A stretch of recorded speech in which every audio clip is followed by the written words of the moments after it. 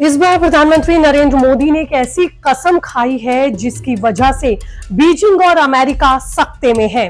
मोदी की इस कसम को हम एक मजबूत संकल्प भी कह सकते हैं जो इतिहास रचने जा रहा है। मोदी ने साफ कह दिया है, भारत अब न किसी से डरेगा न किसी के आगे झुकेगा। साफ शब्दों में समझा दिया गया है कि हमारी अगली जंग किससे होने वाली है। मोदी की ये कसम एक साधारण बयान नहीं बल्कि एक रणनीतिक युद्ध है दुनिया के दो ताकतवर देशों के खिलाफ, और ये ताकतवर देश है अमेरिका और चीन। प्रधानमंत्री ने क्यों देश के लोगों से यह कसम खाने की अपील की है, कैसे अमेरिका और चीन पर भारी पड़ने की पूरी प्लानिंग मोदी ने कर ली है, पूरी खबर आपको बताती हूं इस रिपोर्ट में। अंत तक बने रहिए मेरे साथ, और ये खबर आपको अच्छी लगे, ये रिपोर्ट आपको अच्छी लगे तो चैनल को लाइक, सब्सक्राइब और शेयर करना आप भूलेंगे नहीं। नमस्ते, आपके साथ मैं हूं ज्योति विनय कपूर। तो दोस्तों, सबसे पहले बात करते हैं कि आखिर मोदी की कसम क्या है। उसके बाद आप समझ जाएंगे कि अगली जंग किस तरह की होगी और क्यों होगी। मोदी ने जो कहा है उसने दुनिया की दो महाशक्तियों को बड़ा संदेश दिया। दरअसल ऑपरेशन सिंदूर के बाद मोदी लगातार एक्शन में है। इस बार उन्होंने खुलकर अमेरिका को आंख दिखा दी और चीन से भी चौकन्ना रहने को कहा। मोदी ने कहा, ऑपरेशन सिंदूर सिर्फ सैनिकों की लड़ाई नहीं बल्कि 140 करोड़ भारतवासियों की लड़ने की जिम्मेदारी है। हमारी ताकत हमारा स्वदेशी है। मोदी की ये कसम आत्मनिर्भरता की है, यानी भारत किसी पर निर्भर नहीं रहेगा। इसके तहत मोदी की प्लानिंग बहुत जबरदस्त है। भारत सालों से दूसरों से हथियार खरीदता आया है, लेकिन अब भारत ने न सिर्फ अपने हथियार बनाकर सैन्य स्तर पर बल्कि आर्थिक स्तर पर भी दुनिया को पीछे छोड़ेगा। मोदी ने देश के लोगों से यही कसम खाने की अपील की है कि वो स्वदेशी सामान खरीदें ताकि भारत की अर्थव्यवस्था को और मजबूत किया जा सके। इस एक बयान ने चीन और अमेरिका दोनों को बैकफुट पर धकेल दिया, क्योंकि दोनों ही देशों पर भारत की निर्भरता है।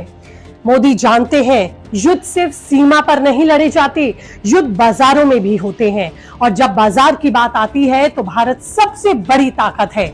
आपको ये भी बता दूं कि ऑपरेशन सिंदूर में भारत की ताकत पूरी दुनिया ने देखी। इस ऑपरेशन में भारत ने चीन की सबसे खतरनाक मिसाइल PL-15 को न सिर्फ नाकाम किया बल्कि उसकी तकनीक को भी अपने कब्जे में ले लिया। दरअसल पाक ने ये मिसाइल भारत के खिलाफ इस्तेमाल की, जिसके पर खर्चे इंडियन डिफेंस सिस्टम ने उड़ा दिए।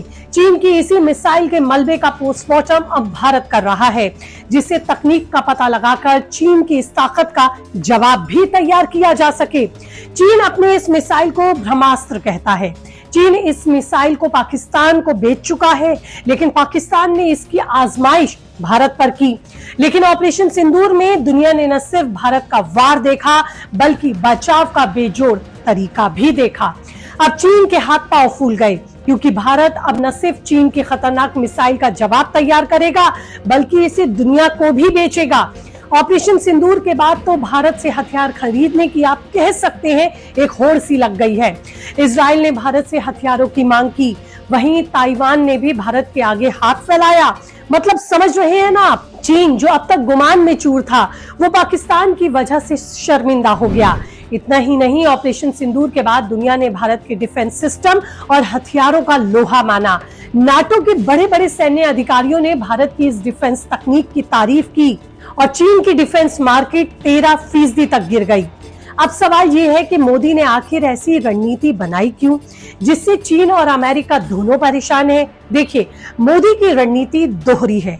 पहली, सैन्य ताकत को बढ़ाना, और ऑपरेशन सिंदूर में भारत ने अपने स्वदेशी आकाश डिफेंस सिस्टम और DRDO की लेजर तकनीक का इस्तेमाल देखा।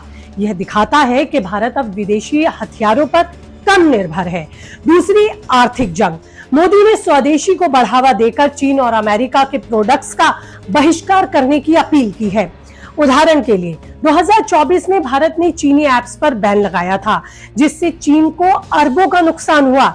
अब भारत अपने 5G नेटवर्क और टेक्नोलॉजी में भी स्वदेशी रास्ता खोज रहा है, जिससे अमेरिकी कंपनियों को भी झटका लगेगा। दोस्तों, यह सिर्फ हथियारों की जंग नहीं, मोदी ने साफ कर दिया है कि असली जंग बिजनेस की है। भारत का बाजार दुनिया का सबसे मजबूत और बड़ा बाजार है। अगर भारत स्वदेशी प्रोडक्ट को अपनाएंगे तो भारतीय बाजार का विस्तार होगा। 2024 में एक रिपोर्ट के मुताबिक भारत ने चीनी सामान के आयात को 40% तक कम किया। इसका असर ये हुआ कि चीन की कई कंपनियां भारत में अपना कारोबार समेटने के लिए मजबूर हुईं। दूसरी तरफ भारत के स्वदेशी ब्रांड्स जैसे कि टाटा, रिलायंस और मेक इन इंडिया के कई प्रोजेक्ट्स दुनिया में अपनी धाक जमाने में कामयाब हुए। अब बात करती हूँ कि दुनिया क्यों भारत के सामने हाथ जोड़ रही है। ऑपरेशन सिंदूर के बाद भारत के डिफेंस सिस्टम की मांग आसमान छू रही है। फ्रांस ने भारत के आकाश मिसाइल के सिस्टम को विश्व स्तरीय बताया। इजराइल ने भारत के साथ ड्रोन टेक्नोलॉजी पर सहयोग बढ़ाने की बात कही। वहीं ताइवान ने खुलकर कहा कि भारत अगर हमारा साथ देगा तो हम चीन के खिलाफ मजबूती से खड़े हो सकेंगे। यहां तक कि नाटो देशों ने भी भारत को गंभीरता से जो पहले कभी नहीं लिया, उसने अब हमारी सैन्य ताकत और सैन्य वार के साथ साथ सैन्य बचाव का भी उसने लोहा माना। एक नाटो अधिकारी ने कहा कि भारत का डिफेंस सिस्टम अब नाटो के कई देशों से बेहतर है। लेकिन दोस्तों, सबसे बड़ा सवाल यही है कि क्या भारत इस मौके को भुना पाएगा। मोदी ने जो कसम खाई है वो सिर्फ शब्दों की नहीं बल्कि एक मिशन है। और अगर भारत स्वदेशी रास्ते पर चलता है तो न सिर्फ चीन और अमेरिका को भी हम पछाड़ने में कामयाब होंगे बल्कि दुनिया का नेतृत्व भी हम कर सकते हैं। उदाहरण के लिए भारत का तेजस फाइटर जेट अब कई देशों की खरीद की सूची में है। ब्रह्मोस मिसाइलों की डिमांड बढ़ी है। अब भारत PL-15 से भी बेहतर मिसाइल बनाने की राह पर है, जो ये दिखाता है कि मोदी ने जंग का ऐलान तो कर दिया, लेकिन ये जंग हथियारों से नहीं बल्कि आत्मनिर्भर भारत और बिजनेस से लड़ी जाएगी। तो क्या भारत अब दुनिया की अगली सुपर पावर बनने जा रहा है? ऑपरेशन सिंदूर ने यह साबित कर दिया कि भारत की ताकत को अब कोई नजरअंदाज नहीं कर सकता। लेकिन चुनौतियां भी कम नहीं है। चीन ने हाल ही में भारत के खिलाफ साइबर हमले की कोशिश की, लेकिन भारत ने उसे भी नाकाम कर दिया। अमेरिका भी भारत के बढ़ते दबदबे को देखकर अपनी रणनीतियां लगातार बदल रहा है और हम पर दबाव भी बना रहा है। लेकिन मोदी की रणनीति साफ है, मेक इन इंडिया मतलब मेकिंग इंडिया। जय हिंद।